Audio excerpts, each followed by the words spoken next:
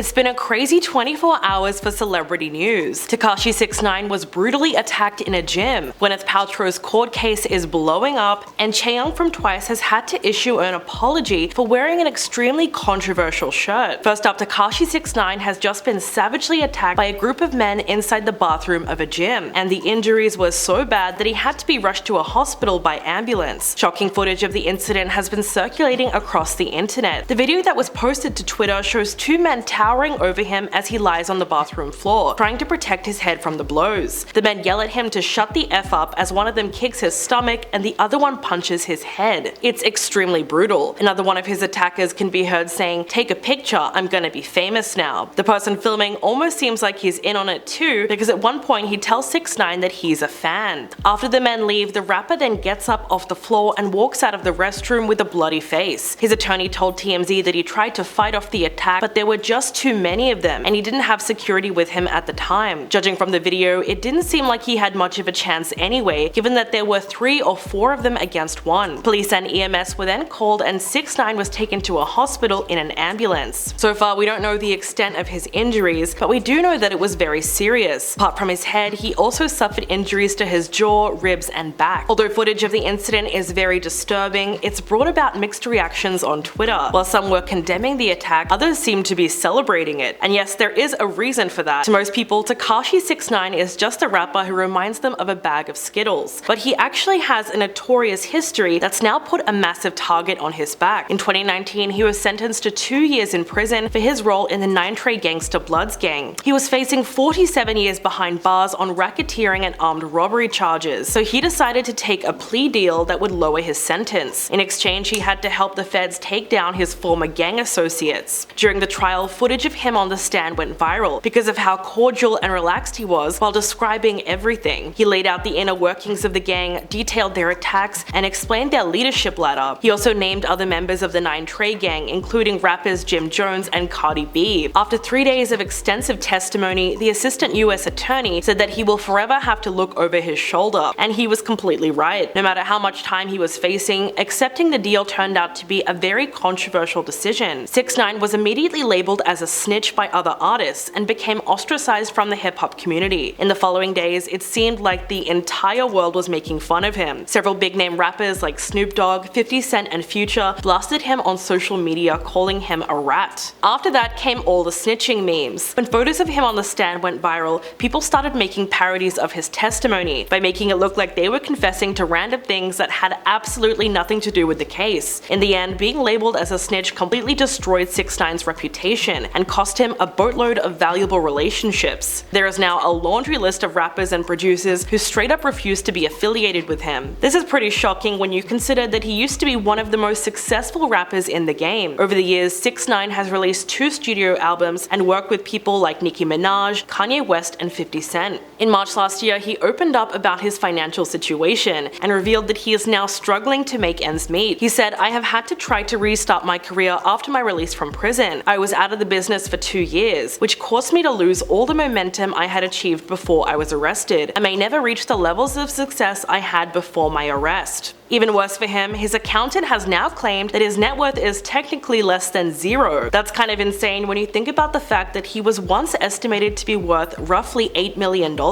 Now, it's unclear if yesterday's attack had anything to do with what happened back in 2019, but it's a little concerning that he was just walking around without any security. After all, he's probably gotten about 1 million threats in the years since the trial. So, do you think the two things were related, or was it a random attack? Let me know your thoughts in the comments below. And now, guess who else is going to court? Gwyneth Paltrow. But as you could probably guess, it's not gang related. No, this trial is about a skiing accident that she was involved in. A 76-year-old man by the name of Terry Sanderson has accused her of crashing into him while they were both skiing on a mountain in Utah in 2016. The two of them were on a beginner's run at one of the most upscale ski resorts in the country. The incident caused Sanderson lasting injuries and literal brain damage. In the court documents, he claimed that Gwyneth skied out of control and knocked him down hard. hard. He then got completely knocked out, suffered a brain injury, and 4 broken ribs. Well, no wonder he took her to court. To make matters so much worse, Gwyneth wasn't actually alone at the time. She was with her ski instructor, and apparently they just both left him to suffer alone without getting him any medical attention. The retired optometrist had initially sued her for $3.1 million, but he later amended the complaint and is now seeking more than $300,000 in damages. For her part, Gwyneth filed a countersuit against him, claiming that he skied into her. According to her side of the story, she said that she was enjoying skiing with her family on vacation in Utah when he plowed into her from the back. She claimed that he was uphill, and when he ran into her, she sustained a full body blow. Apparently, she called him out for this and he apologized at the time. She said that the incident left her shaken and it made her quit skiing for the day, even though it was still the morning. She's now seeking $1 million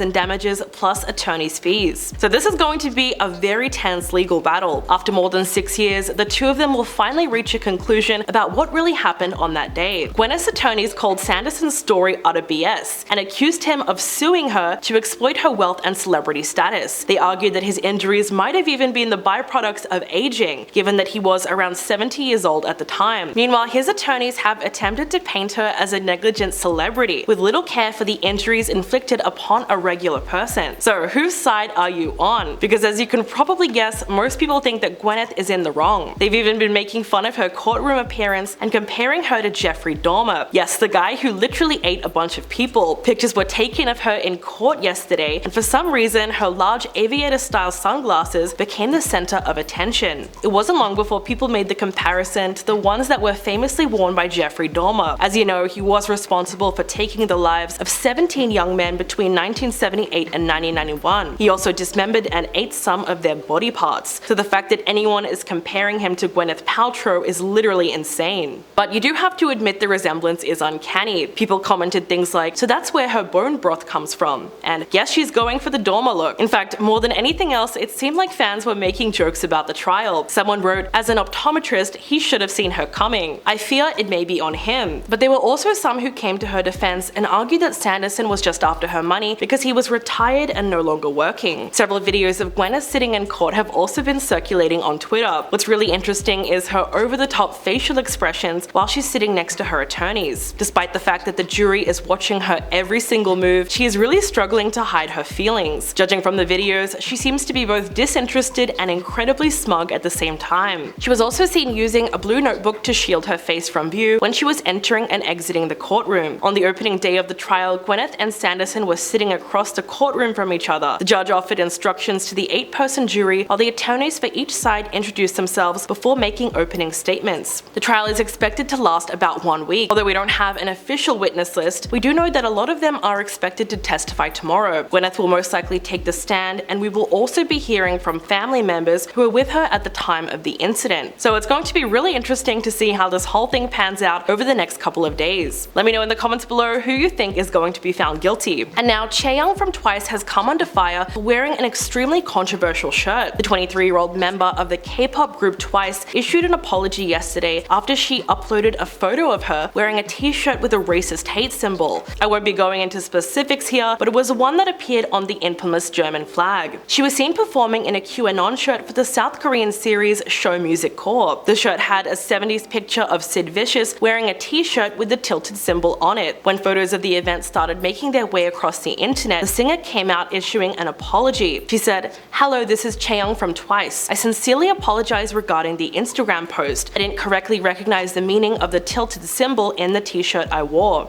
I deeply apologize for not thoroughly reviewing it, causing concern. I will pay absolute attention in the future to prevent any similar situation from happening again. Sincerely apologize." Many of her 8.6 million followers responded to her apology by leaving comments on the post like, "Don't worry, we believe you," and "I forgive you." But what's really crazy about this story is that it's not even the first time it's happened. Online spectators were quick to point out that Chaeyoung also performed wearing a t-shirt with the QAnon slogan, "Where we go one, we go all." This directly refers to the far-right political movement that sprouted in 2017. It's known for spreading graphic conspiracy theories in defense of Donald Trump. Since the controversy erupted, fans of the girl group have come to her defense, claiming that she most likely did not know the meaning of the emblems when she wore them. They suggested that people should instead be pointing their fingers at her stylist for not recognizing the history that is attached to the clothing. But it seems like there might be some kind of pattern emerging here. This latest incident is far from the first time an alt-right logo was displayed in the K-pop world. In 2018, managers for the world's biggest group BTS had to apologize after one of their members was pictured in a hat in a style that was originally worn by SS officers. And yes, it was that same tilted symbol. Another member of the group was pictured wearing a t-shirt celebrating the Korean liberation from Japanese rule in 1945, and the graphics included a picture of an atomic mushroom cloud. Then in 2021, Sowon, who was a member of the girl group G-Friend, had to apologize after she was photographed hugging and caressing a controversial mannequin. Then last year, a member of the girl group Purple Kiss was pictured wearing the tilted symbol in a military-themed photo shoot. Her label then made things worse when they issued a non-apology, stating that the responsibility of the incident was not on the artist. So there was obviously something very tone-deaf about the whole thing. But scandals like this open up a wider conversation around hip-hop's responsibility to their international fans, especially as their popularity increases. Sometimes it really does feel like an innocent mistake, and if anything, it just highlights a lack of knowledge about serious topics among certain demographics in South Korea. But the timing of this controversy could not have come at a worse time for TWICE, because the group has become insanely popular in English markets.